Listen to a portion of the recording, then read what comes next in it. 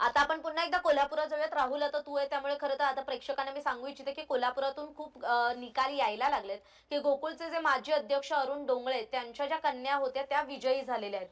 राहुल, त्याचे अपडेट्स. खरं तर कोल्हापूर जिल्ह्यातील अर्थकारण आणि राजकारणाचं केंद्र म्हणून गोकुळकडे बघितलं जातं आणि या गोकुळच्या निवडणुकीच्या संदर्भात म्हणजे त्याला जोडून असणारे जिल्हा परिषदेची निवडणूक देखील काही संदर्भ आपल्याला पाहायला मिळाले.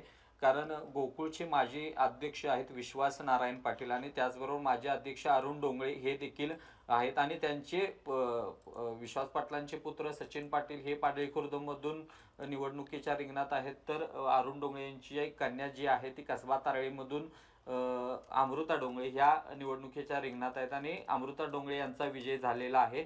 पाडळी खुर्दमधनं जर सचिन पाटील यांचा अजून निकाल येणं बाकी असला तरी गोकुळ ला जे कनेक्ट आहेत अशा उमेदवारांचे काही ठिकाणी विजय झालेला पाहायला मिळतोय. कारण पन्हाळ शाहूवाडीतून ज्या ठिकाणी अमरसिंह पाटील हे गोकुळचे संचालक आहेत ते देखील जिल्हा परिषदेच्या निवडणुकीच्या रिंगणात होते. त्यांचा निसटत्या मताने सध्या आता विजय झालेला आहे. तर दुसरीकडे गोकुळमध्ये काँग्रेसच्या बाजूने ज्या संचालिका आहेत अंजली रेडेकर यांचे चिरंजीव काँग्रेस सोडून जनसुराज्यमधून निवडणूक लढवले अनिरुद्ध रेडेकर यांचा देखील 2000च्या मताने त्या ठिकाणी विजय झालेला आहे. त्यामुळे गोकुळच्या संदर्भात जे म्हणजे संबंधित जे काही उमेदवार होते संचालक होते त्यांच्या घरातील नातेवाईक हे देखील निवडणुकीच्या रिंगणात होते आणि या संपूर्ण जर परिस्थिती बघितलं तर गोकुळची कनेक्ट म्हणजे या निवडणुकीला देखील गोकुळचा संदर्भ दिला तरी काही हरकत नाही. कारण पुढच्याच 5 ते 6 महिन्यात गोकुळची निवडणूक होणार आहे आणि काही अंशी अंजली रेडेकर आता जरी